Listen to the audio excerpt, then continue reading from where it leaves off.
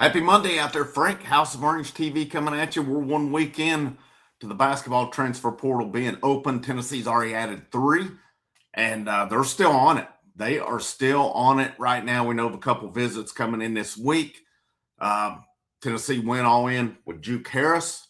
I think it was last night, based on everything I've read on that. I'll talk a little bit more about that. You got a high school guy coming in. Rick Barnes has made his hire to fill his assistant coach role as well. So plenty to talk about here as well. Hit the like, hit the share. If you have not, hit that subscribe button as well. Appreciate all your support here along the way. Here's what we know coming up this week. Tennessee's got 2 portal visitors as of now. They've got 1 high school visitor, and then we're waiting to hear on some others as well. We know this for sure. John Rothstein's reported. I've seen Grant Ramey, Mike Wilson, 24/7 on 3, volquest.com report it. Jalen Harrelson, Notre Dame, true freshman this past season, 16.2 points per game, 4 boards, 2.6 assists. He is scheduled to visit tomorrow night. I had seen before on it that it thought Ohio State's maybe the favorite on that one as he's visited Ohio State. I've seen North Carolina mentioned as well, but now Tennessee. But the fact that, I think you got to feel pretty good anytime you get a guy on campus for a visit with the portal because, as you've seen it with Day Ames, with Miles Rubin, Tennessee got him, Tyler Lundblade, Tennessee got the 3 of them on campus. They wrapped them up. So I feel a lot of times if a guy gets through your visit, we saw it last year. Jacoby Gillespie Tennessee was not his first visit, but once Tennessee got him there, they closed the door on it as well. We saw numerous guys last year felt like Tennessee was in pretty good shape, yet they got out of Knoxville and they ended up going elsewhere. So the fact that you're getting Harrelson on campus, 6'7", 220, he will play the 4 based on what I've seen on that. He's not a big 3-point shooter, 5 out of 25 at Notre Dame, 20% on the year there. But this is kind of going to be that guy that looks like can put the ball on the floor and can create and do some things that that was kind of what we won with Jalen Carey this past year. I felt like Jalen Carey became more of a rim guy, but he could do a little bit there as well. But Jalen Harrelson visiting tomorrow night. I mean, again, if you're getting him on campus, that's a pretty good sign there as well. The fact that, if, everything works out, that he makes it in there as well. The other confirmed visitor as of now is Terrence Hill Jr., VCU transfer. And Hill was 15 points per game, 2.8 assists, 2.7 boards this past season, shot 37% on 81 made threes, 46.6 from the field. If you're Tennessee, because I see people asking these questions, well, would they take, not necessarily both these guys, but would they take Ames and Hill? You take all of the scoring you can get if they want to get in the fold on that. That is the bottom line with it. You don't turn any of them down if they want to come into the fold. You need scoring, and you need more scoring. As Rick Barnes and staff will teach them how to play defense. And, speaking of, too, with the hire of Earl Grant, former BC coach, there is a background with Grant being, a big defensive coach as well. So that's going to add to shore that up as he replaces Justin Gainey, who moved on to NC State. Maybe talk a little bit about that here in a minute.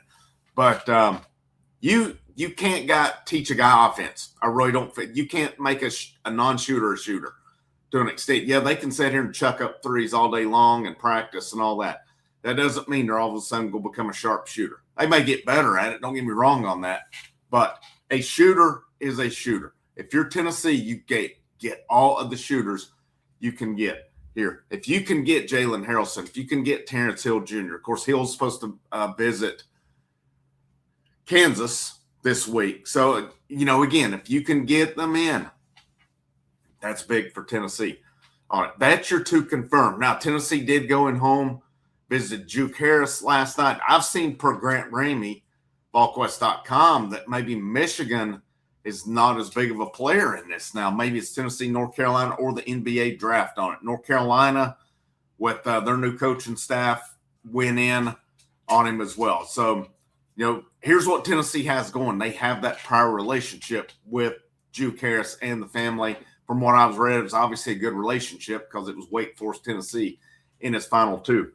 is the allure of playing for North Carolina, it being his home state, is that too much for Tennessee? But you got to think, if Tennessee's going all in on that, they're trying to get him in here. So that would give you your guards. That would give you Juke Harris would give you your 3, your wing guy. The biggest thing so far is Tennessee has not had a point guard visit. So I'm curious to see where they go on that route. Who's considered kind of your top guards. I know Isaiah Johnson, former Colorado transfer, was mentioned.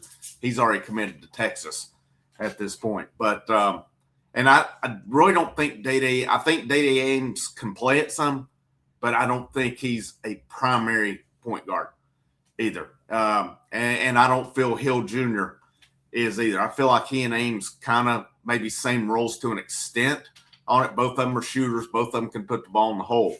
But again, with me, you take all the scoring you can get on that one. Of course, you've got Troy Henderson coming back, but from what I've read, he's going to have shoulder surgery, may not factor in for a bit. And I think he's more of a depth piece when he comes back for now. And then you got Marquise Clark, true freshman, coming in. And I know I've seen the staff thinks he's really underrated. I mean, maybe he surprises you and takes over the point guard duty. But I think Tennessee's wanting to go out and get a true proven point guard. But names right now, I've really not seen any names as far as that goes that's been concretely connected with Tennessee on it. So right now you got Jalen Harrelson, you got Terrence Hill Jr. visiting, waiting to hear on Juke Harris. I mean, they're going in on him.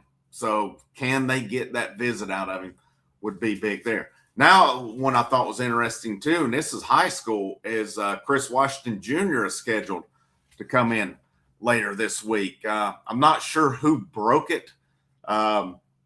I saw it from Mike Wilson, Grant Ramey, VolQuest.com put it out. He is scheduled to take an official visit later this week. There's been other times he was supposed to visit. It didn't work out.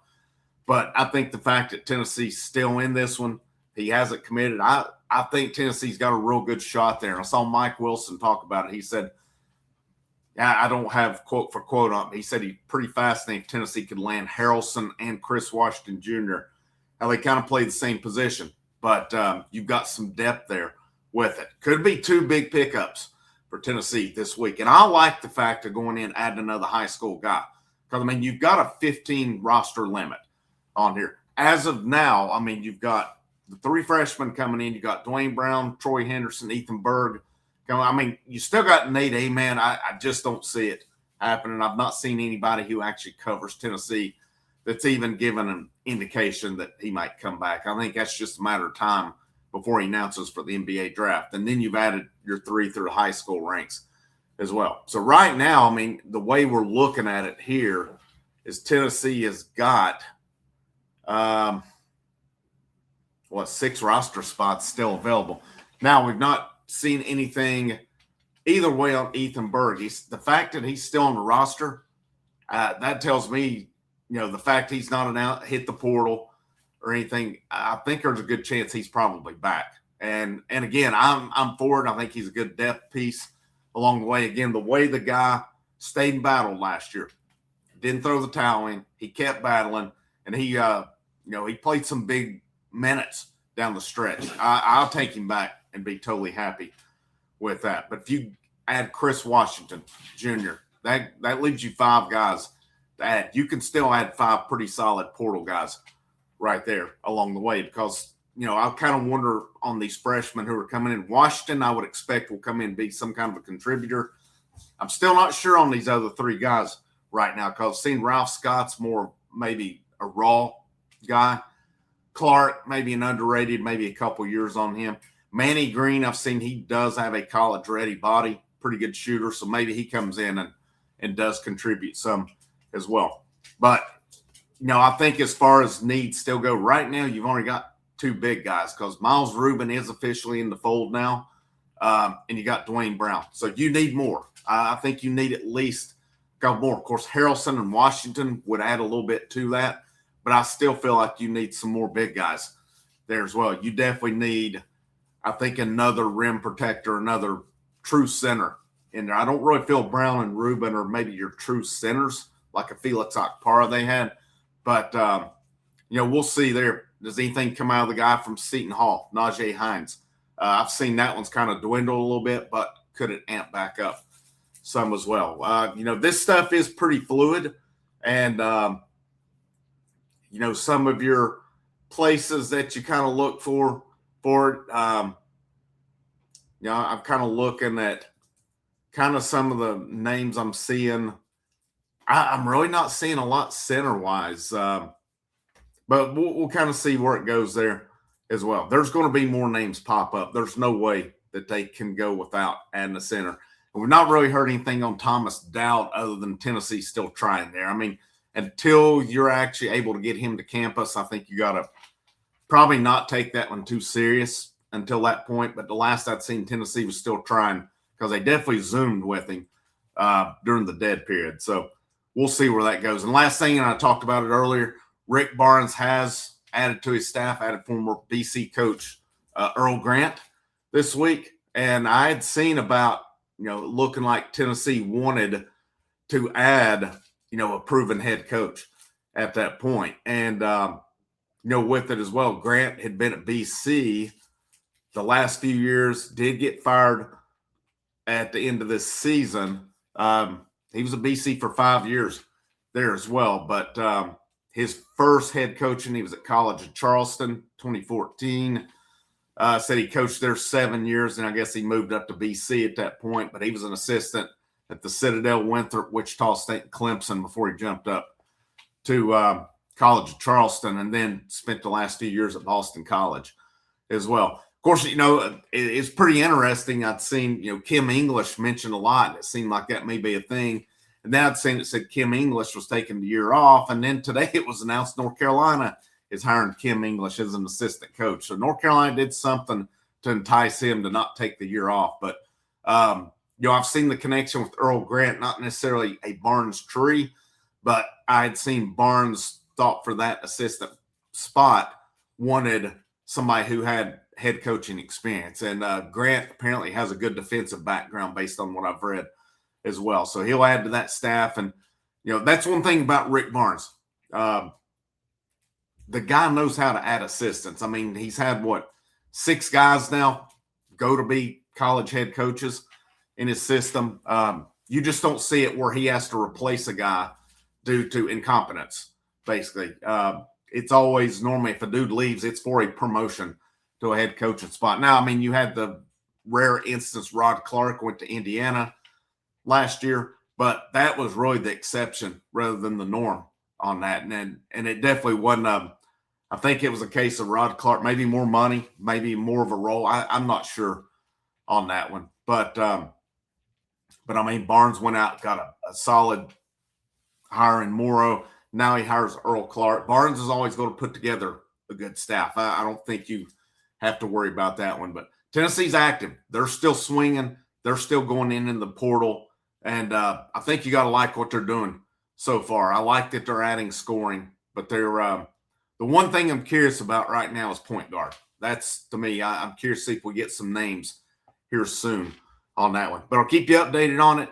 Later this evening, we'll update some Lady Vols stuff as well as they've gotten some commitments this weekend. Definitely want to keep that updated as well. But this is Frank. This is the House of Orange, and I'll see you when I see you.